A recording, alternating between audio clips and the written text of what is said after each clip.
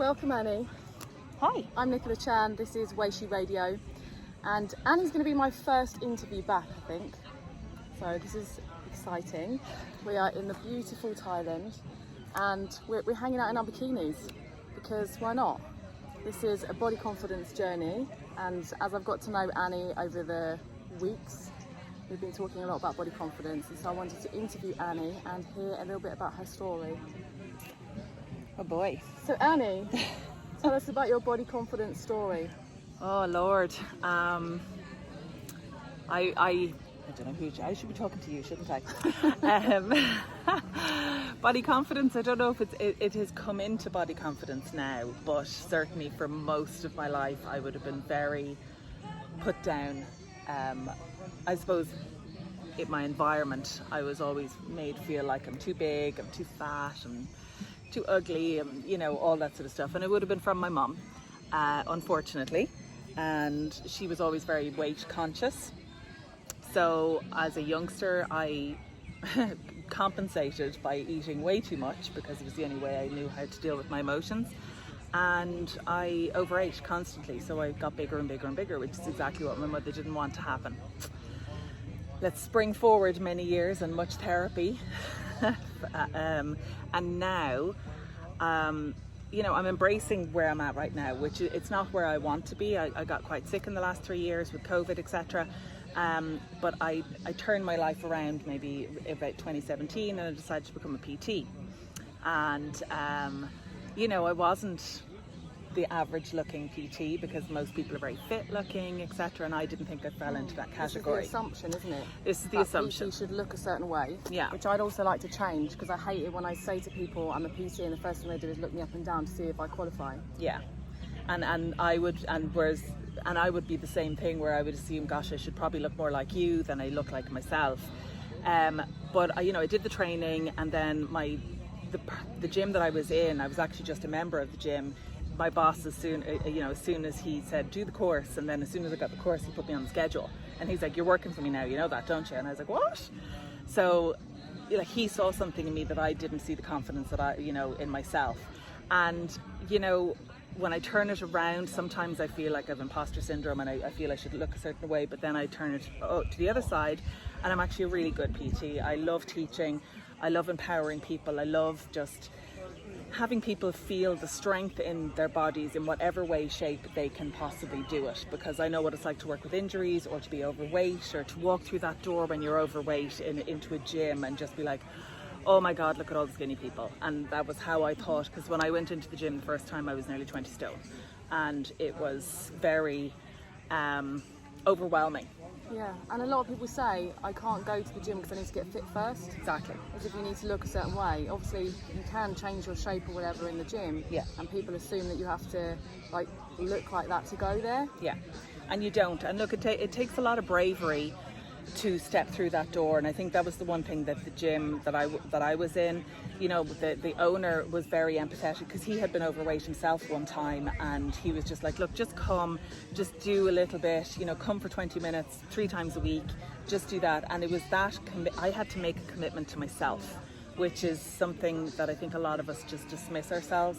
And I was like, no, I really want to get fit. I want to not lock myself away, because I locked myself away for years, and I just binged eat, and I would go to work, still maintain my job, do 9 to 5, and then from Friday evening to Monday I stayed in the weekends and I ate, and that was what used to be my life, until I said, okay, no more, I have to start putting myself first. And then I just went to the gym, and now when I see other people coming in, I know exactly what it's like for them.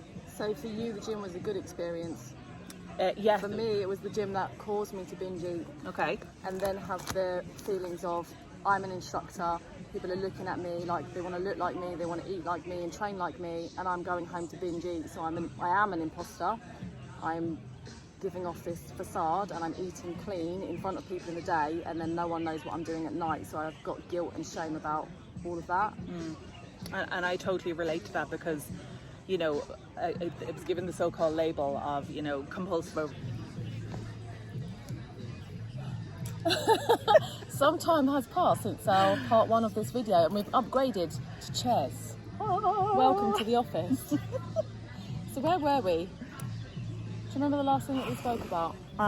Talking about going into a gym and feeling uncomfortable, and I think it was the whole thing you were talking about, that as a trainer you look a certain way, you eat a certain way, but then at home we were going home and doing things that, you know, binging, whatever, and I could totally relate to that. Eating in secrecy, I suppose, because it was never about what people would see me eat.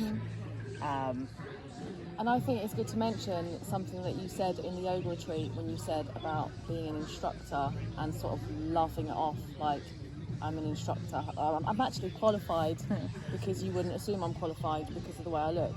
Yeah, because I have done a lot of training. I'm trained as a PT. I can teach lots of different things, you know, aqua aerobics, kettlebells, battle ropes, whatever, strength and toning, it doesn't matter. And then recently I qualified as a yoga teacher.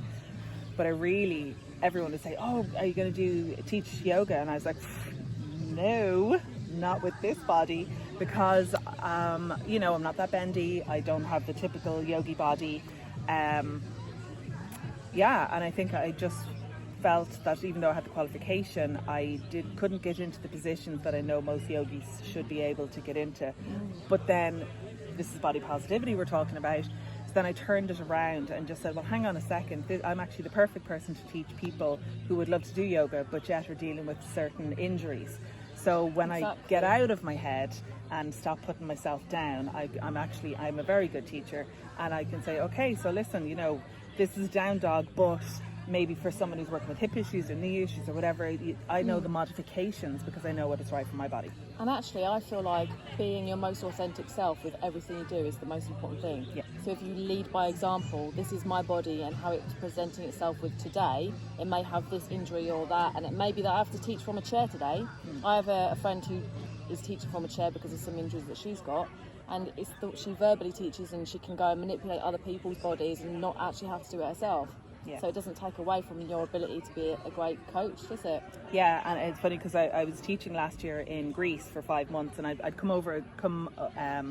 been very sick with COVID, so I had more injuries than I had previously, but I was still able to teach. So, you know, when I'm teaching and giving instruction as to how to do something, could be plank, could be anything, I'll say, okay, this is what it should look like, this is how it looks like because I can't get up that way or whatever. And it's like you're giving all the different modifications, because again, I think it's important to know that it's okay to go to a gym or a fitness class or whatever it is and modify, because I think a lot of people, I was afraid to modify. When I was doing my yoga teacher training, I just thought, oh God, I can't get into that position, but I must. And then they introduced blocks. I'm like, oh, I can use props? Who knew I could use props? So it's really honouring the body that you have and allowing yourself to really be okay with, yeah, I have an injury and I'm going to do it my way. And that's okay. And allowing other people that come into it, because a lot of people want to work out or want to move their body in whatever way, but they feel they can't do it because of certain possible body limitations. And this is why it takes a great coach, like our lovely coach Rachel, who Yeah. took us on the yoga retreat out here, has made it okay for everybody's bodies to just be how they are that day. And she even says, if you're not feeling it and you just want to lie down, then just do that. I just think it's like, I've lost my train of thought. That's all right. Yeah, so going back to the yoga retreat then, let's talk about how you got here, because I met you obviously on the yoga retreat, and what your fears and thoughts were about travelling, being on a yoga retreat, body image, and your self-discovery journey, which is really interesting to watch. And you've inspired me loads. Oh, thank so you. I'd love for you to share it. Vice versa. So I don't know, I mean, this particular, because I've had a rough 3 years with COVID, and came across a lot of physical issues, I've decided, right, now it's been nearly 3 years, I want to really just try and get my body back to where it used to be. Now, in a kind and gentle way, because sometimes I beat myself up and kind of say, oh, my body used to be able to do that, or I used to be able to move this way, or I used to be much thinner, or I used to be more toned, blah, blah, blah. And then I stop that narrative, because I have to really just talk to myself gently and just say, actually, you've overcome a lot of illness. My body is amazing. It's able to move right now. I'm upright. I'm able to do the bits that I'm able to do. And I've just learned to be more gentle on myself. So coming on the yoga retreat, I thought it was a great idea for me to build myself back up, but in a gentle way, because I would have always beaten myself up before and be like, right, I must do HIIT, I must do full force, and I must, and then I'd just break my body, whereas now I listen. You just reminded me, that's what I was going to say where I lost my train of thought, where you said I must do it like the hardest version.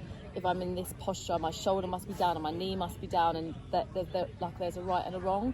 And Rachel's made it okay that it's going to feel like this, and if you do this particular position and it moves away, then that's all cool. Yeah, exactly. And props to your friends. For me as well. And then she used the words, what was it, being like curious and playful. Yeah. When you attempt something, rather than the self-punishing of it has to be right and it has to look like the instructor's doing it or someone else in the class. Yeah, that's something I really try to get. I mean, there's a correct posture for safety that I would always try and get people into, and to work the best whatever part of the body we're working on. But there's also the safety element, and like if you've got a rotator cuff injury or knee injury or whatever, there's always ways to do it on a gentler way. Or like pigeon, you can do it upside down on your back.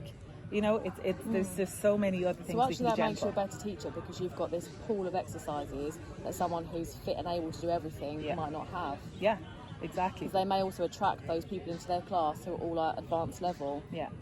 And not be able to cater for everyone else.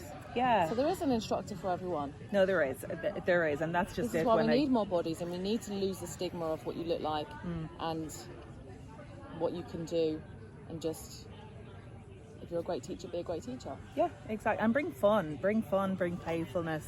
It doesn't have to be serious. If you need to fart in the middle of a class, fart. It's okay. You're allowed to fart. Well, I used to have a yoga teacher actually that said, let everything come out, like snot and everything. Exactly. That's the thing, because that's one of the things I want to do, is teach beauty yoga. Learn how to snot. No, not exactly. But really allow people, because people get so serious and you can tell they're not breathing. I'm like, okay, breathe. And then you're like, you can tell if I breathe, I might fart. I'm like, it's okay to fart as well. You're okay. It's just we're normal human beings, and it takes a lot of effort to be in a posture and also hold your sphincter. Just like to say, to keep the gas in. Sorry. Let it out. Let it out, exactly. So, tell me a little bit more about your journey. Oh gosh, I'd have to cliff note it. You mentioned a minute ago, you don't have a plan, you have a plan. Yes, so this particular little journey that I'm on currently is, I booked a one-way ticket to Thailand. And the thing was, I was going to do the 9 days with Rachel on the yoga retreat. So I was like, and everyone kept saying, do you have a plan? I'm like, well, I have a plan. It's a start of a plan, but I don't really know. So I knew I was going to be here at the start. And I just feel that if I trust the universe is going to bring me the things that I need to do, it will, and it kind of has. So my plan was to just get my physicality back, get my moving a bit more, and thanks to you motivate me to get up in the morning and come and do Muay Thai, which I'd never done before, and I'm freaking loving it. It's so good, and my body is not as sore as it used to be, which is fantastic. And even with the yoga at the start, that was a great way to lead into it. The food, again, and I think everyone knows, you have to kind of work from the inside out, and I know some of the issues that I have in my body is because I have been hitting the sugar like it's going out of fashion for the last few years, because I've been so tired. But now I'm trying to turn that around and get back into just eating as much natural foods as I possibly can, and get rid of the sugar, because the sugar will get rid of my inflammation and it'll get rid of the pain in my joints. So that's what my plan is getting the body back, eating healthy, hopefully go to Bali. What do you mean getting the body back? I know I keep saying that, getting the body back. A lot of people use that phrase like I've had a baby and now I need to get my body back, like it's all aesthetically driven. I know you don't mean that, so I do and I don't. Okay. Partly because the problem is that, let's say, prior to 3 years ago, I was really fit. I worked out probably 5 days a week. I taught. I was very toned. I was I was in really good shape. But having said that, my brain hadn't caught up to where my body was, and that I still thought, gosh, I could look better or whatever. And that's the mental thing that I do. No matter what size I am, I sometimes push that it should be better. And that's, Well, the goalpost always moves, doesn't it? It always There moves. is no perfection. but then I look at old pictures and I was like, God, like I was there, I was grand. But I remember my brain was not where my body was. Yeah. But in this respect, when I say I want to get my body back, it's a different way. It's not a punishing way. It's because I'd been so sick with COVID, and then my food had changed through COVID as well, because I'd been so tired. There's a lot of chronic fatigue, etc. with it. I was craving sugar, so I introduced sugar back into my. Not that I had cut it out totally, but I didn't have much of it. And now I'm finding that I'm finding it more difficult. Plus, I'm slightly older. I'm nearly 50. I think there's menopause going on. There's a few bits and pieces going on. I think I wanted to get back into healthy eating. Just natural. Not crazy, not restrictive. No sugar. Yeah, exactly. A little less sugar. Not restrictive, but just healthy. And I enjoyed when I lived like that before, but I've just found it a lot more difficult this time. Because that's me, like with sugar, for example, there's loads of extreme ways of looking at food groups and different diets, and because I've been there before and now I'm an intuitive eater, Yeah. I'm cool having sugar. Yeah. I don't feel like it's the devil, I'm going to get addicted to it, but I think that's my mindset that's allowing me to have it, Nick Noy, which is a little bit, by the way, which we're learning while here. Yeah. And I know that that's a nice healthy balance for me. Yeah. And I've said to a few people on this trip actually that the extreme all or the extreme nothing is actually easier to continue than have everything in abundance and actually have it as balance. Yeah. To be able to go, well, I had sugar this day, or even just listening to your body and being like, well, I didn't feel that great, so maybe next time I won't have so much, or I didn't eat enough of that, and now just listening and adjusting to everything on a day-to-day basis, because your body's always changing. Yes. Your environment's always changing. Sometimes you've got money and you need to eat a certain food. Like everything's not always in our control. Yeah. Whereas when you're in the all or the nothing, you're controlling everything. No, and I totally agree, because I used to believe that if I had any sugar, then sugar was the devil, acts like cocaine in your body, blah blah blah. And then when I became a PT, and it actually worked really well for me. It's just paleo and keto diet, which just suited my body quite well, and I still had sugar and it was grand. It's just the last 3 years with COVID, it's increased to a much bigger level than I ever wanted to be. So I'm not saying that I will never have sugar. I absolutely you were going will. through a time. I was going through and time. you did what you needed to do to manage that time. Absolutely. And I think this is part of the lesson as well, isn't it? Being kind to ourselves. Yes. That it is what it is. So I've got a client at the moment who's smoking right now, and she's not happy with it. Yeah. But she's going through something. She's smoking for the time being. She knows once that's over, she's going to stop smoking, or she'll address it then. She can't deal with all your problems at once. No, exactly. And it's also So about you being just do the kind to best you yourself. can, yeah. Yeah.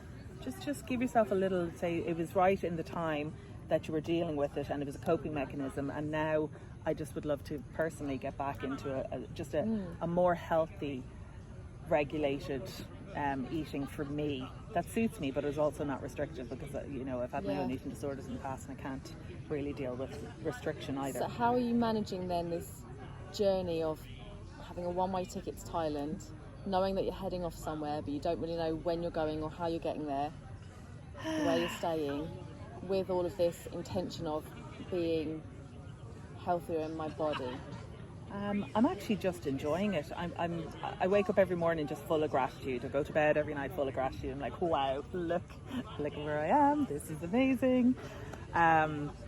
I just, because you can't really suffer when you're in gratitude, so I'm very grateful for where I'm at, and for the food that I can eat, and the people that I'm surrounded by, and the fact that I can move my body to whatever levels it's able to move at the moment, which is not bad. It's great. I mean, there was this 2 years ago, I couldn't get off the couch and make a cup of tea, so it's wonderful. And with regards to where I'm going to, I'm actually I'm not freaking out. I'm just like, I think I've a rough idea of where I'm going, and I know it's all going to be healthy. So that's quite a nice mindset to have.